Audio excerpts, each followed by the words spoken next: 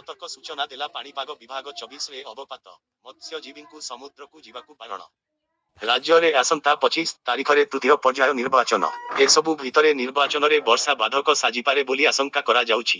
ବଙ୍ଗୋପସାଗରରେ ସୃଷ୍ଟି ହୋଇଥିବା ସମ୍ଭାବ୍ୟ ବାତ୍ୟାକୁ ନେଇ ଓଡ଼ିଶା ସରକାରଙ୍କ ସ୍ୱତନ୍ତ୍ର ରିଲିଫ କମିଶନର ସତ୍ୟବ୍ରତ ସାହୁ ସତର୍କ ସୂଚନା ଜାରି କରିଛନ୍ତି। ମେ 22 ତାରିଖ ସୁଦ୍ଧା ଏହା ପଶ୍ଚିମବଙ୍ଗ ଦିଗକୁ ଗତି କରି କେନ୍ଦ୍ରୀଭୂତ ହେବାର ସମ୍ଭାବନା ରହିଛି।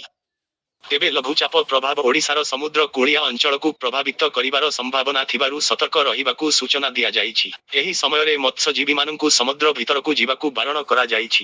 ଏହାସହ ଯେଉଁ ମତ୍ସ୍ୟଜୀବୀମାନେ ସମୁଦ୍ରକୁ ମାଛ ଧରିବାକୁ ଯାଉଛନ୍ତି ସେମାନେ ଯଥାଶୀଘ୍ର ସ୍ଥଳଭାଗକୁ ଫେରି ଆସିବାକୁ ପରାମର୍ଶ ଦେଇଛନ୍ତି। ପାଣିପାଗ ବିଭାଗ ସୂଚନା ଅନୁସାରେ ଆସନ୍ତା 24ରେ ଅବପାତର ରୂପ ନେଇପାରେ ଲଘୁଚାପ। 23 ସକାଳୁ ସମୁଦ୍ର ଅଶାନ୍ତ ରହିବ। ଆଇ ମତ୍ସ୍ୟଜୀବୀଙ୍କୁ ସମୁଦ୍ର ମଧ୍ୟକୁ ଯିବାକୁ ବାରଣ କରାଯାଇଥିବା ବେଳେ ସମୁଦ୍ର ମଧ୍ୟରେ ଥିବା ମତ୍ସ୍ୟଜୀବୀ 23 ସୁଦ୍ଧା କୂଳକୁ ଫେରିବାକୁ ନିର୍ଦ୍ଦେଶ ଦିଆଯାଇଛି। 24 ଓ 25ରେ ପ୍ରବଳ ବର୍ଷା ନେଇ ପାଣିପାଗ ବିଭାଗ ସୂଚନା ଜାରି କରିଛି। ଜଗତସିଂହପୁର ଓ କେନ୍ଦ୍ରାପଡ଼ାରେ ପ୍ରବଳ ବର୍ଷା ସମ୍ଭାବନା ଥିବାବେଳେ ବାଲେଶ୍ୱର, ଭଦ୍ରକ, ଯାଜପୁର, କଟକ, ମୟୂରଭଞ୍ଜ ଓ କେନ୍ଦୁଝରରେ ମଧ୍ୟ ପ୍ରବଳ ବର୍ଷା ହେବା ନେଇ ଆଶଙ୍କା କରାଯାଉଛି।